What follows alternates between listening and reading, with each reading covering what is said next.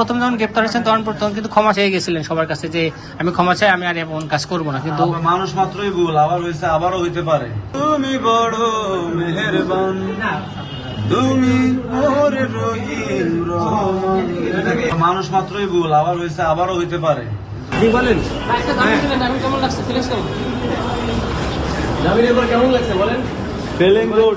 Feeling good. লিফটটা ধরেন একটু।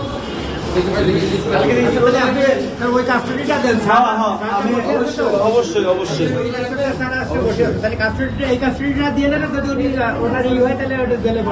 ভাই আপনার মানে যারা শ্রোতা দর্শক আছে তাদের বিষয়ে কোনো কিছু বলার আছে? এই যে নেগেটিভ ইম্প্যাক্ট যাচ্ছে এই যে গ্রেপ্তারের পর আমার সব দর্শক শ্রোতারা আমাকে খুব ভালো করে বোঝে, তারা আমাকে ক্ষমা করে দেবে। তাদেরকে নতুন করে ভাই আপনার নতুন করে বলার কিছু নাই, আমাকে সবাই চিনে। আমি কেমন একটু হালকা পাগলা পাগলা একটু হয়ে থাকে, ভুল ভ্রান্তি মানুষের দ্বারাই হয়ে থাকে।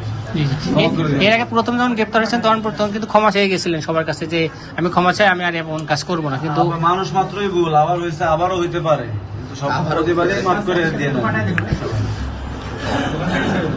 ভাই তাহলে তো আর জেলে যাওয়া লাগছে না আপনার? জেলে আজকে তো আর যাওয়া লাগতেছে না, সব ক্ষমা করে দিছে। ক্ষমা করে দিছে। আজকে যাবো আমার অ্যালবাম মোহিনীর কাছে।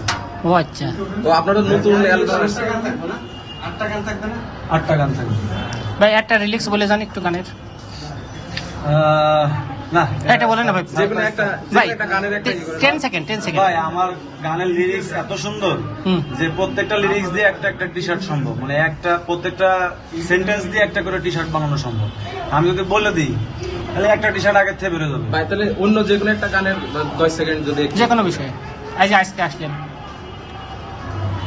এখন তো রমজান মাস ভাই, এখন বলেন। হচ্ছে রমজান মাসে তো ধর্মীয় কথাবার্তা, ধর্মীয় একটা গান মনে করেন যে এই যে আল্লাহ তাআলা আমাকে আজকে ছেড়ে দিল এখান থেকে, তাই না?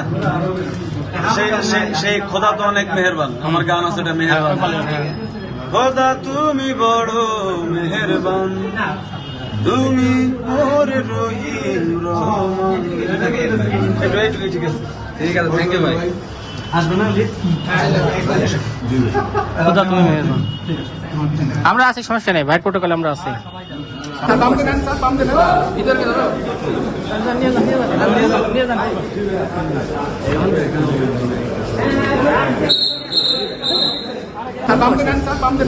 इधर के